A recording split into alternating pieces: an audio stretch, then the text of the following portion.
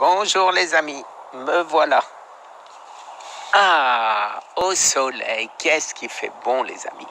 J'ai besoin de vitamine D, vous le savez.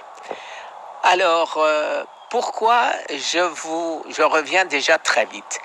Parce que j'étais sur survivreaucancer@gmail.com et je reçois de plus en plus de emails de personnes dans le désarroi, de personnes qui ont bien sûr le cancer, qui ont des cancers métastasés et qui s'inquiètent quand leurs médecins leur disent on peut plus rien faire, tout ce qu'on a fait, on l'a déjà fait, etc. Et ces personnes me contactent pour me demander comment j'ai fait moi. Alors, tout d'abord, je tiens à préciser, à répéter une fois de plus que je ne suis pas médecin, que je peux vous donner certains conseils, ce ne sont que des conseils d'alimentation et de jeûne. Je ne vous dirai jamais, au grand jamais, d'arrêter ou de changer quelque chose qu'un médecin vous aura dit. Mais par contre, ce que je peux vous dire, c'est demander à votre médecin de vous aider. Demandez-lui de regarder ce que j'ai fait. Demandez-lui ce que de grands professeurs américains conseillent. Demandez-lui d'étudier un peu, de sortir de ses certitudes, de ne pas dire qu'il n'y a pas d'évidence que le sucre nourrisse le cancer. Et dans tout ce que je vois, tout ce que j'entends tous les jours. Alors oui, les amis, si je devais avoir mon frère, ma fille, mon fils, ma grand-mère qui a le cancer, qu'est-ce que je conseillerais? Je conseillerais, je répète, sous réserve de l'accord de son médecin. Je conseillerais d'abord le jeûne. Alors le jeûne, de deux choses l'une, donc où on est très maigre et à ce moment-là, je conseillerais OMAD, c'est-à-dire one meal a day, c'est-à-dire manger une seule fois par jour et de manger énormément le jour ou l'heure où vous mangez. Quand je dis énormément, ça veut dire des choses qui font grossir, bien sûr, pas ni des pâtes, ni des pizzas. Ça veut dire des avocats, des noix, des amandes, des olives, de la salade avec de l'huile d'olive ou de l'huile d'avocat. Personnellement, pas d'huile de colza, c'est ce que disent aux États-Unis, alors qu'en France, on recommande l'huile de colza. J'ai pas encore trouvé et compris pourquoi. Qu'est-ce que je voulais vous dire? Voilà, ça c'est le premier point. Si vous êtes mince et donc vous commencez comme ça, et quand vous aurez repris un peu de poids, vous pourrez commencer des jeûnes de 2 jours, de 3 jours, voilà, et plus si nécessaire. Alors maintenant, si vous êtes gros comme je l'étais, que vous avez donc beaucoup de marge et vous pouvez faire un jeûne long, alors je vous dirais de faire un jeûne de 5, 10, 15, 20 jours. Et les 2 premiers jours, vous pouvez très bien vous passer de boire de manière à accélérer l'entrée en autophagie. Mais après, il faut boire pour faire marcher vos reins, pour que vos déchets que le corps veut éliminer puissent être éliminés, c'est-à-dire en allant faire pipi.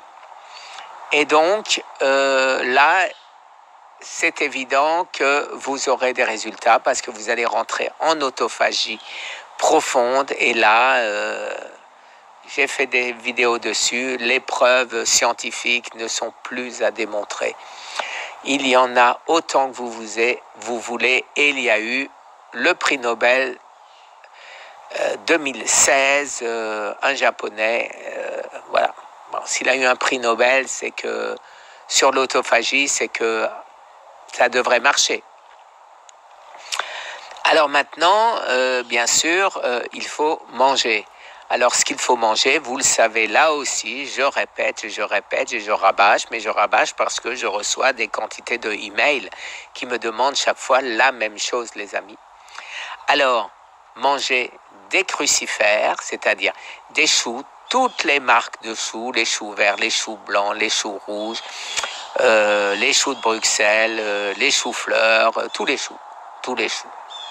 Mangez des salades en mettant beaucoup d'huile d'olive et d'avocat uniquement. Première pression à froid. Des poissons, les petits poissons bien sûr de préférence pour qu'ils ne soient pas pollués avec du plomb. Et c'est à peu près tout, les amis, c'est à peu près tout.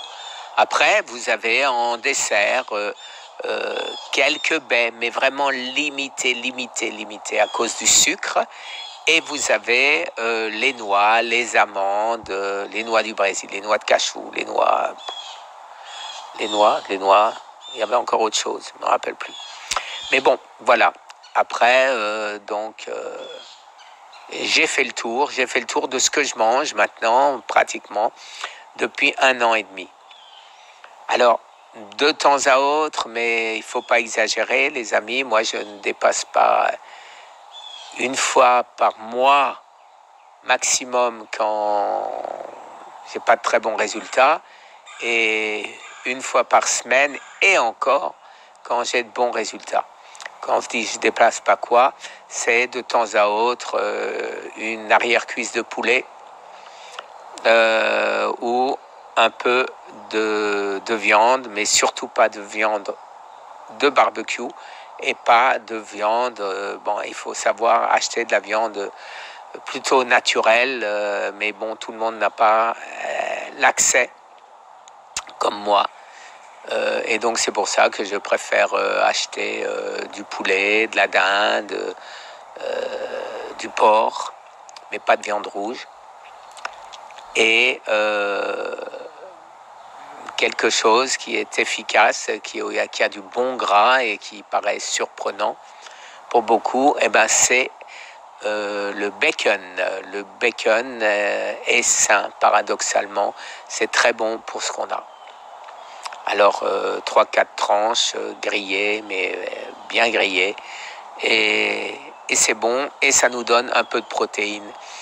Après, vous avez bien sûr à ne pas oublier tous les nutriments.